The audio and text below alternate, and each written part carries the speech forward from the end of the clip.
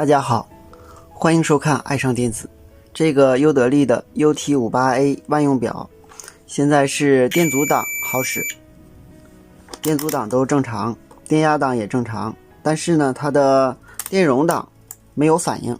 我们看它的电容档是插在这两个插孔里，我们测量电容的时候应该有相应的电容值，可是它没有反应，是什么原因呢？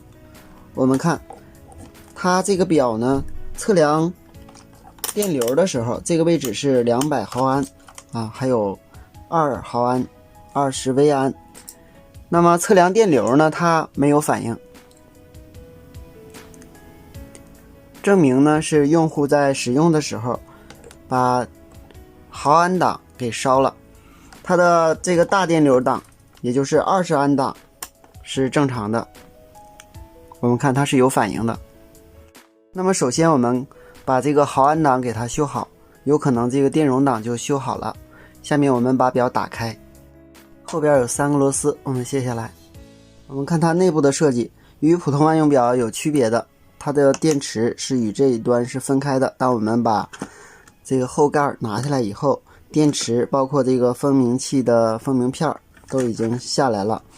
那么我们看一下这个毫安档的保险已经损坏，我们把保险给它换上，看看是否能够正常。首先我们测量一下这个保险，很显然是断的了。那么我们把保险给它换掉，它是250伏500毫安的保险，我们给它换一个原样的。这个保险不能够随意用大电流的代替，因为如果换了大电流的，下次如果不注意的时候容易损坏表。但是如果换了相同的保险，下次万一出现问题的时候，还是保险先烧。给它换上。好，保险换完以后，我们看电流档已经修好了，现在是140多毫安，然后下降，因为这个电池已经是报废的电池了。接着我们测量电容，看看是否修好了。这是一个222的电容，也就是2200匹法。这是2纳法，然后我们测量一下，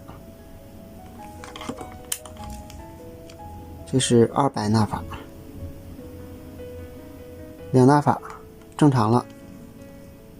这还有一个47微法的电容，我们用100微法的档去测量，43微法基本上正常。这个是10微法的电容，我们测量一下，8.8微法，它的容量稍微有点偏低，我们看看原因。好，经过我调整这个电容的电位器，现在已经完全准确了。我们首先测量这个 2.2 纳法的电容，正常。我们再测量这个47微法的电容，49，这个10微法的电容9.9，正常了。好，今天咱们就到这里，谢谢大家，再见。